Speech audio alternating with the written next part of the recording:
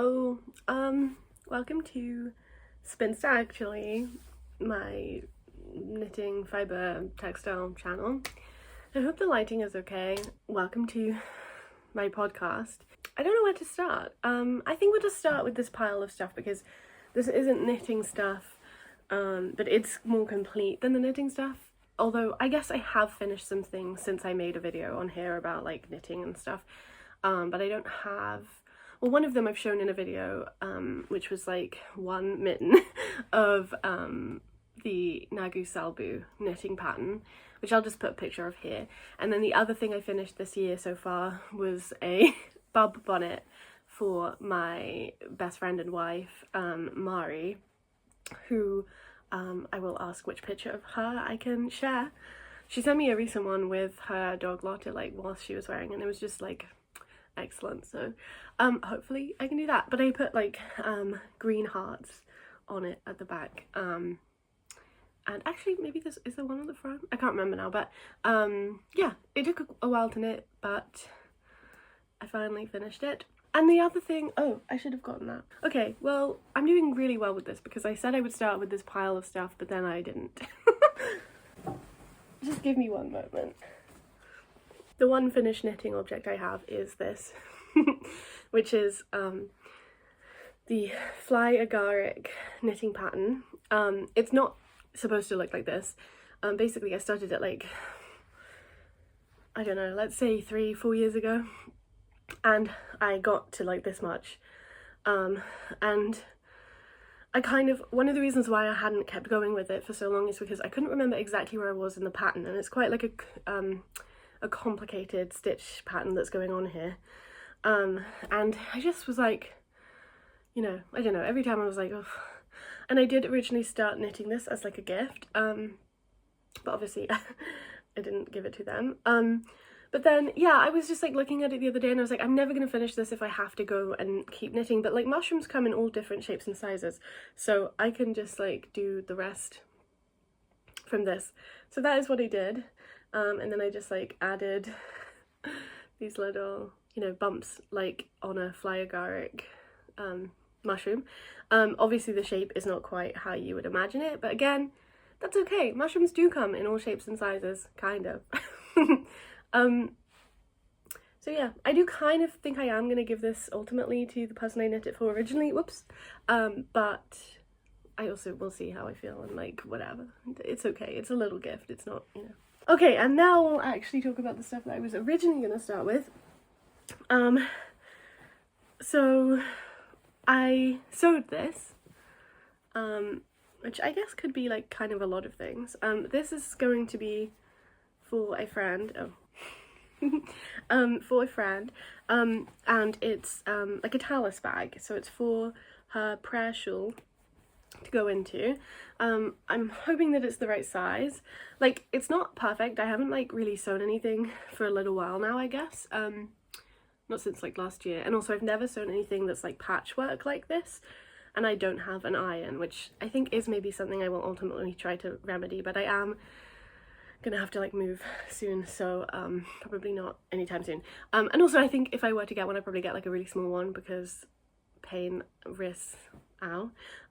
Yeah, but anyway, so I collected, okay, so fun story, there's a person on YouTube who, and also who has like a business and stuff called Afraid Upcycling, who I really love. I love her like vibe and I love the things that she's making, and I'm very looking forward to when she releases like a particular dress pattern of hers that I'm excited to try and make, and she makes a lot of like patchwork dresses and just clothing in general, and she also is like encouraging people to kind of do the same, and also from a perspective of like sustainability and stuff like that, and so this was like inspired by her hugely, but also it literally uses the like fabric that she sent in a, you could buy these like £7, as in like it cost me £7, like 1 kilogram of like scrap fabric, and it had like a whole range of like different sizes and different like kinds of fabrics is the word I was looking for, and so yeah, I used them, and I wanted it to be like a bit different on this side, so the like color scheme is a bit different on this side than on this side, but I also wanted it to go together.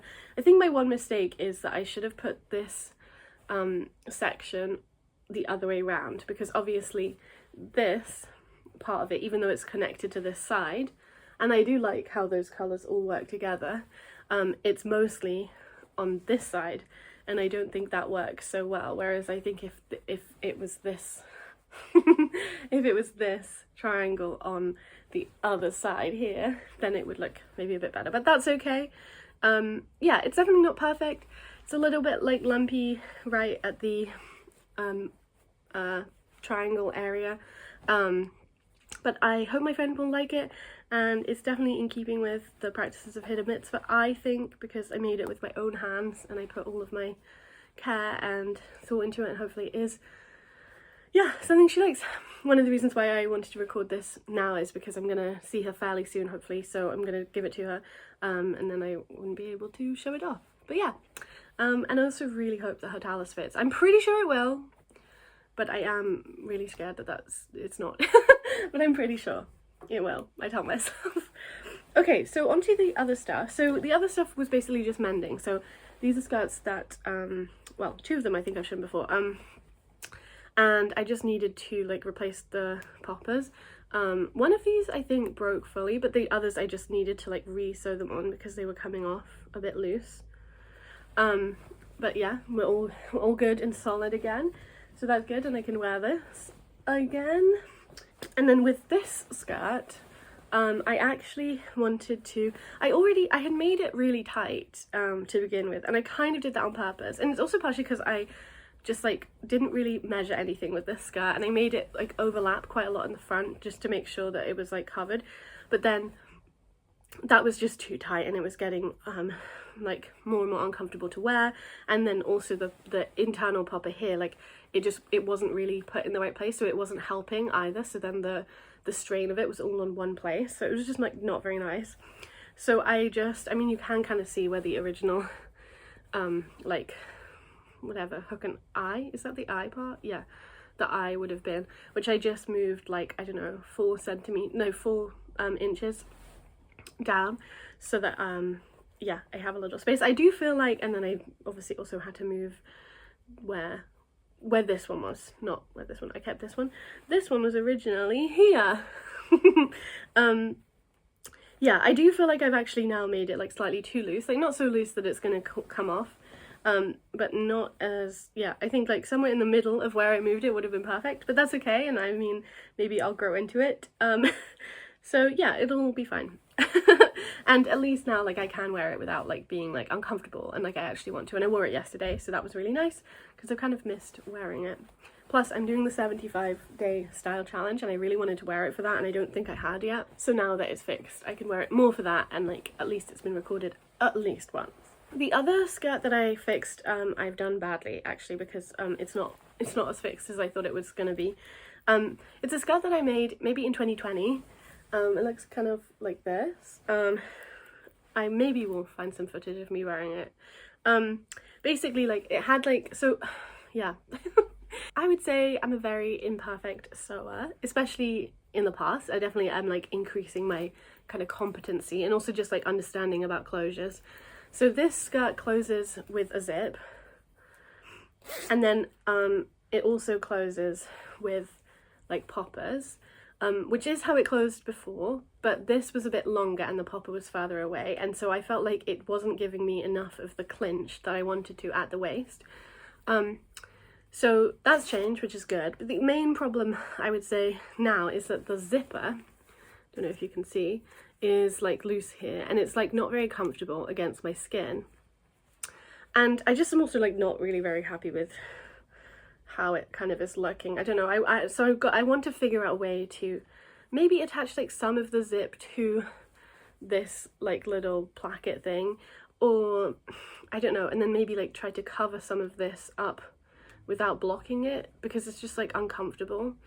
I'm not really sure what I'll do, and I did wear this since I rejigged where this popper was, and it was better, but it's not perfect, so I'm definitely gonna still work on it. I'm just not really sure how to go about it. I did also actually sew a little bit of the fabric here so that the zip would stay more in one place. Because again, I mean, like, I did not make this in a particularly precise manner, but it's, you know, it's all wearable, and I loved it when I made it, and I do still really enjoy it, but I think I do enjoy it less, and it is a little bit looking like a little bit more raggedy than it previously has been, but that's okay. You know, don't tell anyone. And also you can't really make it out, but there is like a hole here, but I'm not really sure how to kind of repair mesh that is white. But anyway, it also has these bits, right? Like, it's really cute. I think it's also really cute when I wear it with a petticoat. That's probably a big look in my opinion. Also when I wear this with a petticoat, it's a really good look. Anyway, yeah, so this is like a half finished thing, but it is going to go back into circulation in my wardrobe, I think, whilst I try and figure out what I'm going to do to like make it just slightly more comfortable, because it's like one of those things where it's like, it's really quite annoying, but like it hopefully won't take much to make perfect, you know? Yeah, so on to knitting.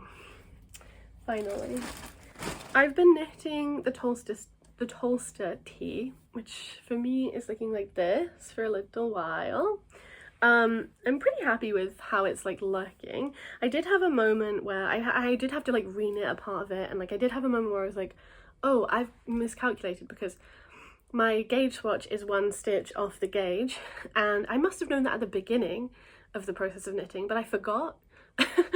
And so then, yeah, I didn't account for it, and I was very confused. And also I did some bust shaping, but I thought the bust shaping looked really bad and weird, so then I went back and I undid most of it, and then I didn't really do the bust shaping, partially because I am relying on the fact that my gauge is 1 stitch off. But yeah, I don't know. I mean, I have been also trying it on every now and again. I think the one thing that's going to maybe be a problem is that I feel like the armholes are actually quite big, but you know, it's obviously kind of, I don't know, we'll see. Like, I'm happy to keep going with this, and like, it's a project that I wanted to use up a bit of my yarn, and I also really want to make another one, 2 gauge hopefully this time, and in like, it's a bit like one that the person whose pattern this is, Rebecca or creabea, like she has one that's in like a woolly knit cotton green colour, and it has these like gorgeous, it just has like really gorgeous pattern to me, like has like purl bumps and then also like eyelets and then purl bumps again, and I just like love how that looks, so I kind of really want to make one like that. And that also has picot edge too, but yeah, I mean, I'm just like knitting this. Basically I had like a kind of knitting nightmare, as they say, where my needles, like one of them just broke, like in this section it just like broke off, so I had to stop knitting this, which was tough, and I didn't enjoy that. So then I started knitting something else whilst I was waiting for a replacement needle, because obviously I wasn't going to stop knitting. Should I have talked about the yarn? Okay, well, I'll talk about it later, but anyway. So I started knitting this, which is looking pretty crazy. It's a yoke, so you know, classically you can't see it, and it's a bit crazy. It does have bobbles. This is the sisymbrium. It's kind of supposed to be like this, I guess, with the back shaping, and it's knit in this gorgeous noro yukata yarn, which is 50% silk, 25% wool, and 25% polyamide. And I got this as a gift for my birthday, not this year but last year now. Well, not as in not my most recent birthday, which was in December of 2024. It was my birthday in 2023. And yeah, I got another ball of this as well, and it's 200 grams, I think. Yeah, 200 grams, 720 meters. And so my aim is to knit a sisymbrium. I don't remember if I've said that before, which is a pattern by the Crimson Stitchery. Which I've had for a while, and I've kind of been planning to do this for a while, but I lost my knitting mojo when I got this, and like I said, I don't think I really knit very much like last year, and I just like struggled a lot because I got stuck on a project, an update about which will hopefully be coming soon-ish, but we'll see. So yeah, I finally cast on, and I've been really enjoying it. The one thing is that there is a pattern of bobbles in this, right? And I'm really not sure how I feel about bobbles. I think I might be somewhat against bobbles, but I also kind of feel like maybe I'm a bit ambivalent about them. So what I've been doing is I've been doing half as many as are in the pattern, which I realise is not the same as like not doing them, or really, I mean it is the same as doing them, but like that's the point. So yeah, I just have been doing half as many instead of, so there's just a few less per row, which like I don't really know if is the solution, but I think it makes me feel slightly better, because I do feel like if there's less of them then it'll look better. I don't know. Yeah, and then also you have to do this like really quite like intensive pattern of crossed dropped stitches, which took a really long time, and I really like filled the like needles, and it was quite hard to like navigate for a while, but yeah, I think they do look really good, and I'm like really liking the colour of this yarn. And like honestly, I know everybody's like very into noro yarn, and I've like never really like knit anything with it yet, but it seems pretty cool so far. I don't know how it will wear, and like yeah, but we'll see. And I'm also hoping that when I wear this I won't be like irritated by it, but also this is going to be like an overlayer, so yeah, hopefully it will be okay. But yeah, so there's that project. So I started that now, and now I do feel a bit torn, because it's like I obviously do want to knit this, but I also want to finish my Tolsta's tea, and I am kind of getting there, but I do have quite a chunk of knitting on this left. And obviously I have loads of knitting on this left, but now, you know, I'm just a bit torn. So to return to the knitting on this, like what yarns I'm using on this, this was like leftover, I feel like maybe I did talk about this somewhere, but this was like leftover knitting for olive pure silk that I had from knitting like a collar that I made, yeah, so I just used up all of that for the beginning of the raglan section, because I thought that would look nice. And then there's this pink and this green are onion nettle sock. Is that what it's called? Onion knit sock. And then there's also another pink, because I mostly ran out of this pink. I think I maybe saved like a little blob of it, because I was like I could use this for some parts of the sleeves, because I gotta remember that I need to knit sleeves. Although it's not going to be long sleeves, just short sleeves, but still they'll like I want them to be like kind of in pattern still, but yeah, not like I'm not sure if I'm going to make them different on each, or if I want to make them the same. So if I make them the same, it's good to have bits of leftovers. There's also like a little bit, mostly here and here, of this yarn, which is Woolly Mammoth Fibre Company natural sock, 50% Cheviot, 50% BFL.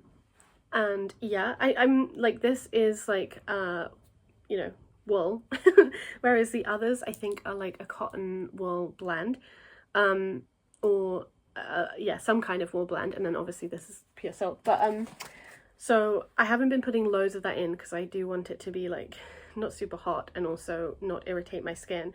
But it seems not to be super irritating to like touch right now, so I think it should be okay, but you know, just being on the safe side. And the other pink that I got, that yes I do remember I talked about in the Selbu mittens and like Norwegian yarn haul video I made, because I also got this in Norway, and this is Mercy by Filka Lana, which is 50% merino wool and 50% Pima cotton. So that's what I use to keep going, and honestly I think like it's working out really well with the pinks. Yeah, pretty happy with it. And yeah, I mean that's the plan. I think there is going to have to be quite a big chunk of pink for the torso part of this, because I only have this much green left, and I would like to put some on the sleeves, I guess, although I suppose I could not, but I think I would like that. I have been really enjoying knitting lately. I have been in like an increasing amount of pain, so I've also been trying to take it easy and like stop when I am in pain and like blah blah blah. But it's hard because I love knitting so much, and it makes me really happy, and then it makes me sad not to knit if I can't knit, but then obviously if I try to knit when my hands are hurt, like it's going to make it worse in the long run. So yeah, just have to accept that you can't knit all the time, even if you want to. Oh, I have a few more things that I would, I guess, like to kind of briefly talk about. Wanted to talk briefly about the fact that I started to interact with like a knitting machine.